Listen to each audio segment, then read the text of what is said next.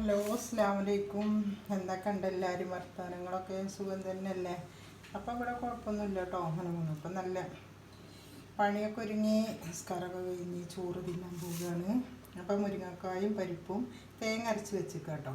അപ്പം എല്ലാവരും ഉണക്കമീൻ സ്രാവ് അന്നത്തേൽ ബാക്കി ഉണ്ടായിരുന്നു കേട്ടോ പൊരിക്കാൻ. അപ്പം അതും കൂടി ഉണ്ടാക്കിയിരിക്കണം. പിന്നെ അച്ചാറും പപ്പടമൊക്കെ ഉണ്ടാവുമെന്ന് എനിക്ക് വേണ്ട, ബി.പി ഉണ്ട് കൂടും. അപ്പോൾ അതൊന്നും വേണ്ടല്ലോ. അപ്പോൾ അതാ ഞാൻ ചോറിന് ഇന്നലെ ഞങ്ങൾ വിരുന്ന് പോയിരുന്നു. അപ്പോൾ അവിടെ നിന്ന് കൊടുന്നതാട്ടോ മുരിങ്ങക്കായ. കാക്കാൻ്റെ പെങ്ങളെ വീട്ടിൽ നിന്ന് കേട്ടോ. അപ്പോൾ അവർ ഇളയമാടെ മോളാണ്. അവിടുത്തെ കുട്ടിയുടെ ബർത്ത്ഡേ ഉണ്ടായിരുന്നു. അപ്പോൾ ഇന്നലെ ഞങ്ങളും കൂടി ഒന്നാണ്ട് പോയി. ബർത്ത്ഡേ എന്നൊന്നും അവർ പറഞ്ഞില്ല. അപ്പോൾ അത് ഇട്ടുണ്ട് കേട്ടോ. അത് നിങ്ങളൊന്ന് കണ്ടു നോക്കി. ഇഷ്ടം വേണിച്ചാൽ ഒന്ന് ലൈക്കും സബ്സ്ക്രൈബും കമൻറ്റും ഒക്കെ ചെയ്യണേ.